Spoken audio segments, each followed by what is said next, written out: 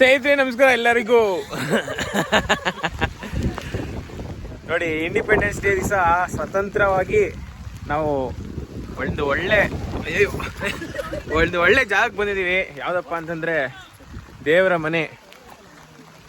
ಮನೆಯಲ್ಲಿ ದೇವ್ರನ್ನ ನೋಡೋಣ ಅಂತ ಬಂದಿದ್ದೀವಿ.